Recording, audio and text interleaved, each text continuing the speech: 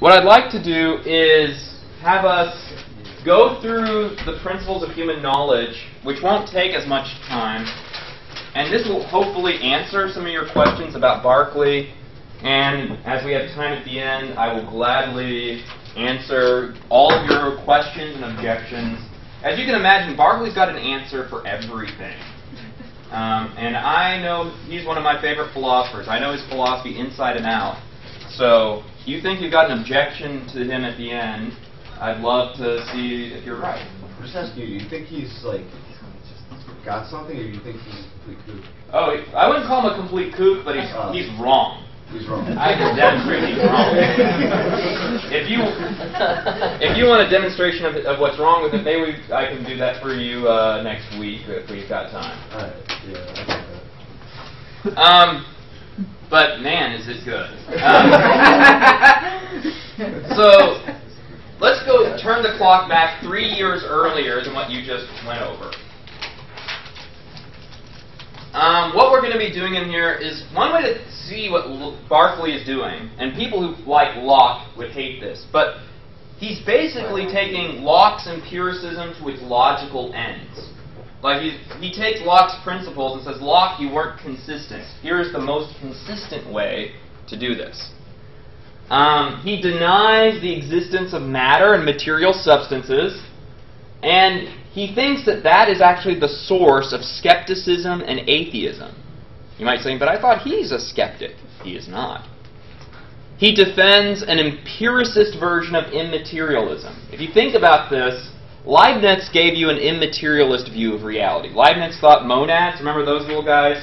They were the most fundamental units of reality. But those monads are not material things. The difference is Leibniz was a rationalist. Leibniz thought all the knowledge of the universe is contained in every single monad. So there's no need for experience, really, to inform those little monad guys, including you. Berkeley thinks that everything is immaterial, but that he thinks you still need experience, that experience is the key to knowing things about the universe. And finally, Berkeley thinks that his view is a better way of thinking about, of understanding the ordinary ways in which we talk.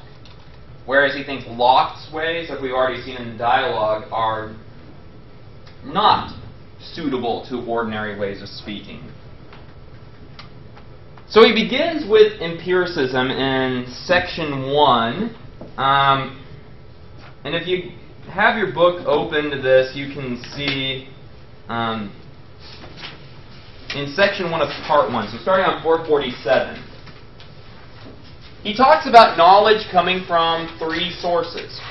It can be imprinted on the senses, it can be perceived by attending to the passions and operations of the mind, or you can form new ideas with the help of memory and imagination. These 3 principles should sound just like stuff you heard from Locke. All of your ideas come through experience, either internal or external, and that you can form new ideas only by reflecting and reimagining the ideas you've already acquired. So that's his starting point, which is the same starting point that Locke had.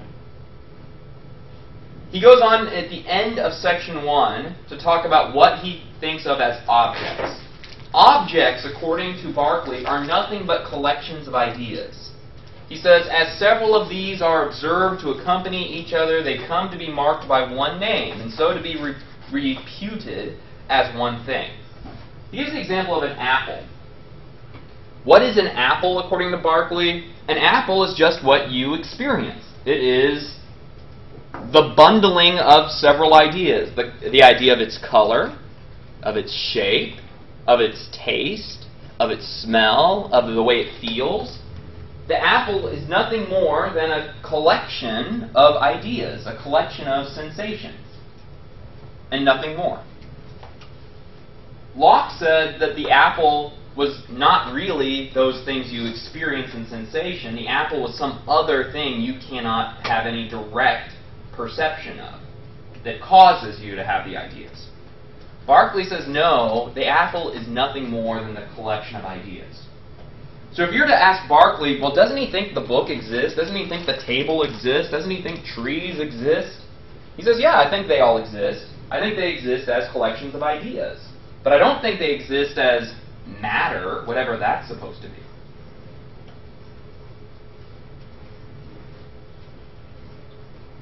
The other thing that, in addition to ideas, there are spirits or minds that perceive ideas and will to do things. So he believes that there are some things that are not ideas. These are the things that have ideas. And the only reason why we believe they exist is because we have a direct awareness of them, because we are a spirit. We are a mind. A mind is not an idea, but it's that thing that perceives ideas. You need to have minds in order for there to be ideas. You can't just have ideas out there doing nothing, hanging out on their own. Ideas need to be perceived to exist. So you need perceivers. And that's all that exists in Berkeley's world. Berkeley thinks the only things that exist are ideas and then minds that perceive them. And we're going to talk more about spirits at the very end. In the third section, he introduces his principle that is very important. In Latin, esse est percipi. To be is to be perceived. And what he's trying to say in this is that the essence of what it means to exist as an object is to be perceived. And he gives kind of this short argument in that section. Objects are nothing more than collections of ideas.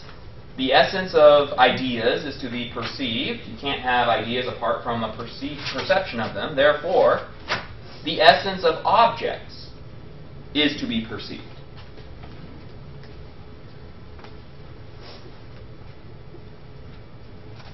Here's one of the main arguments he's going to raise against matter.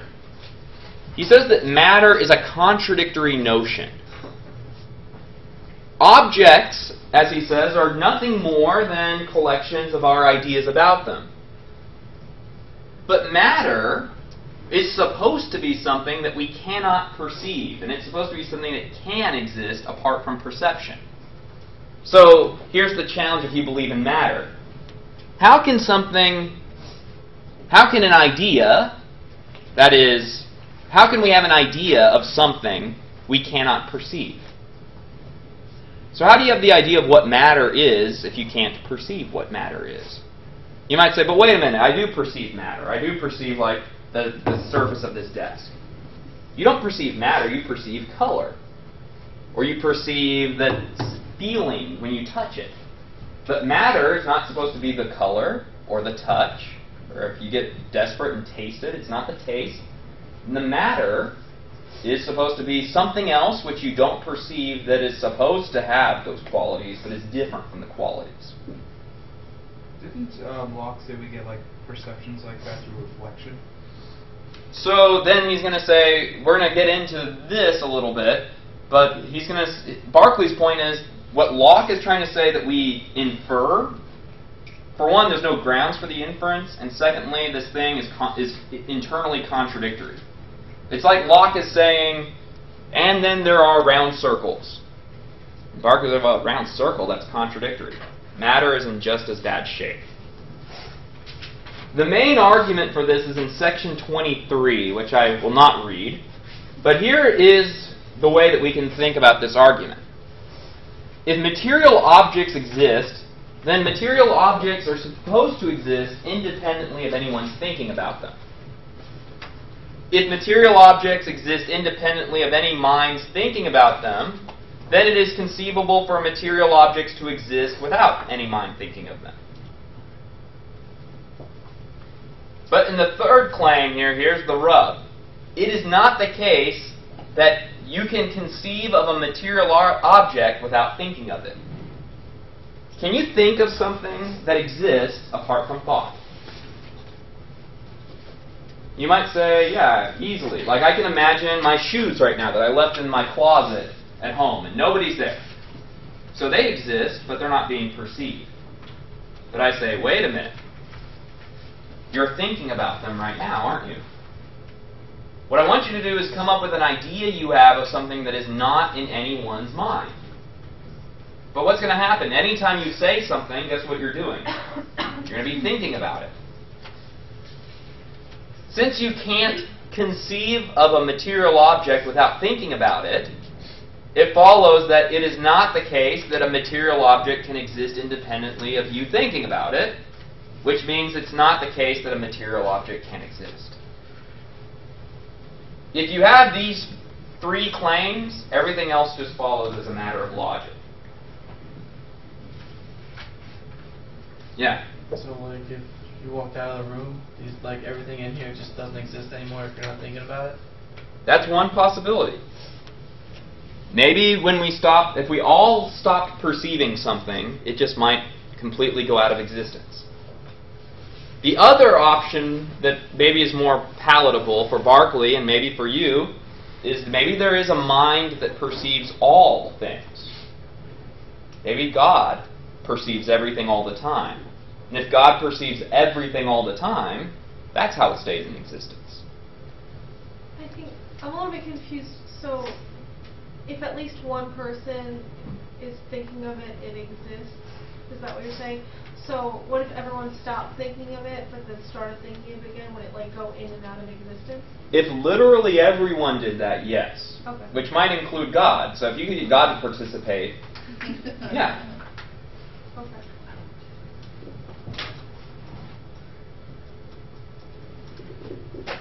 Another important argument he makes against matter, this was the question about Julius Caesar we didn't get to in the dialogue, is that he says in section 8, an idea can only be like an idea.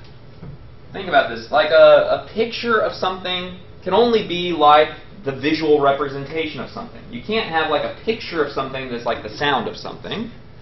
Or you can't have the taste of something isn't like the shape of something.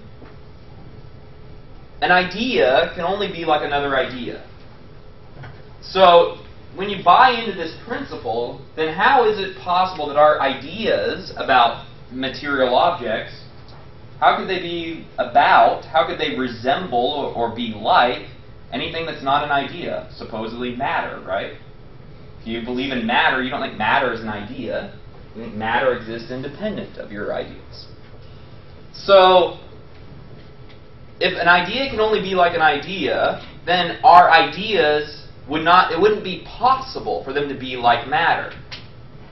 And he says, I appeal to anyone, whether it makes sense to assert a color is like something which is invisible, hard or soft like something which is intangible, and so all the rest. If matter is supposed to be colorless, tasteless, odorless, but all of our ideas about objects are filled with color, taste, and odor, how is it that our ideas resemble matter? They can't.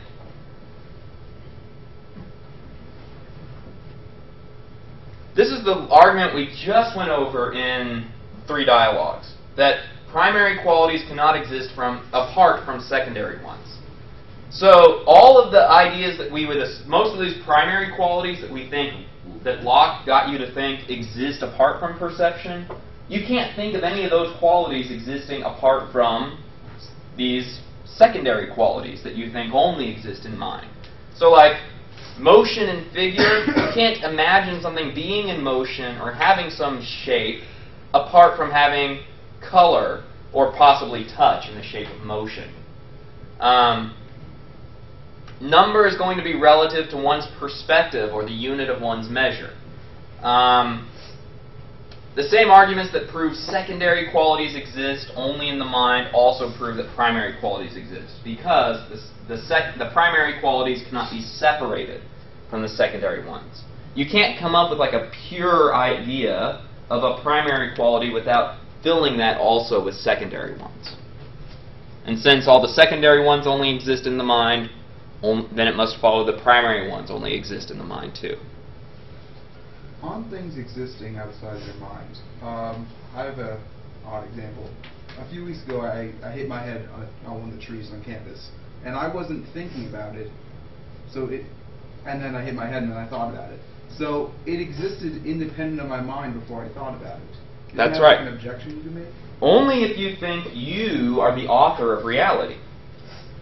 What if the author of reality is independent of you, and he causes you to have ideas? So God is going to be the cause of that.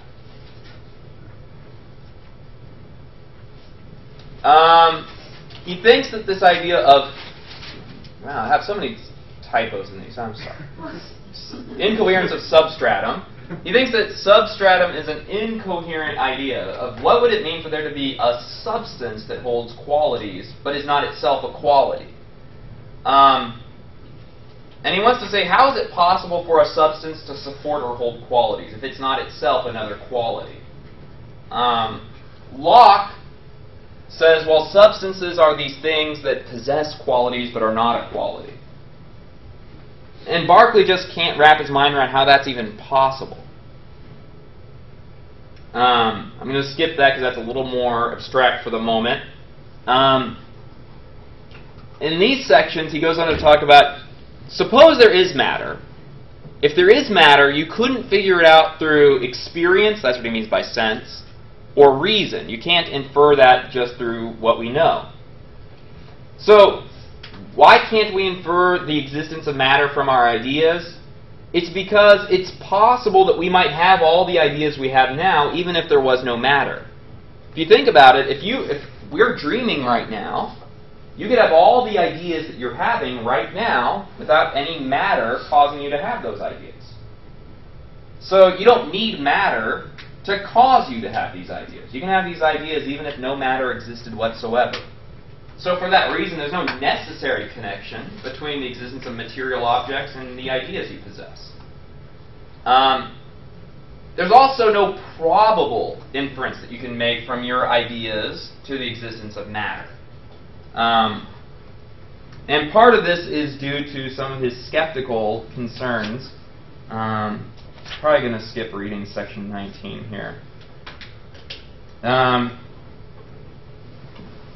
If you want to look at section 19 on this, you may. And we can revisit this at the start of next class if you like. All of this then is supposed to turn to then, all right, then what is the cause of our ideas? How do we get all these thoughts?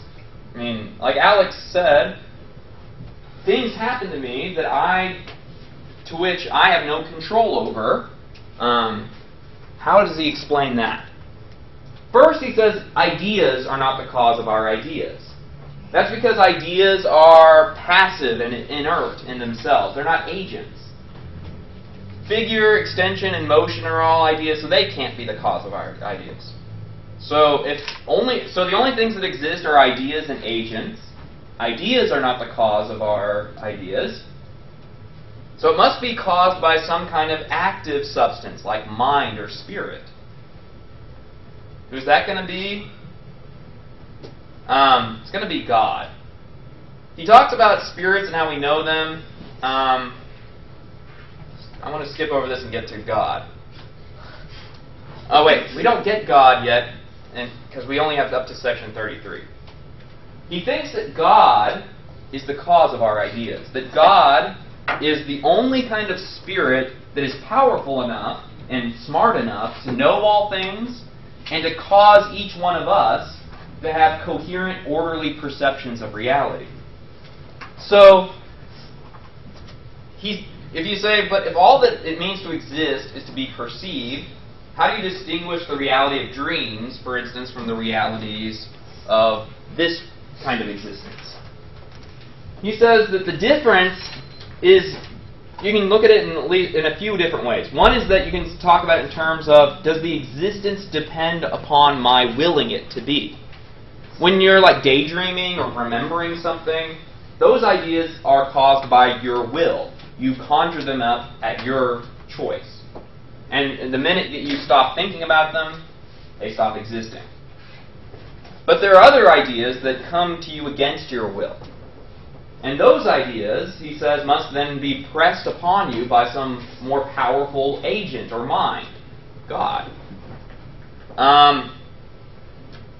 And he says that the perceptions of reality, those are ones that are more steady, orderly, and coherent than the random ideas that are temporarily conjured up by human imaginations. I mean, if you think about this, the fact that reality is one nice, coherent, orderly picture is a proof that whatever is causing reality must be a supremely intelligent being.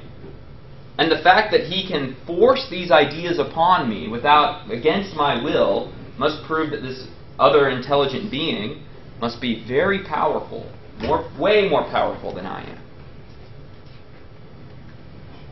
So, we got a couple minutes. What are your questions or your comments, your insults, your objections about when the group presented Fire through Berkeley, you got a doctorate in divinity? Yep. Is that like theology? Yep. Okay. I was just curious. He was an Anglican minister and he wrote several books about Christianity and was a preacher. And he thought all of this was consistent with Christianity. I have a question. Yeah. About him, but will you have like all of our everything graded before our final? I'm going to do my best. So I'm definitely going to have this test graded. Yeah. And my hope is to have your paper graded before the final as well, so that you will be able to make that judgment if you want to take the final. Okay. All right.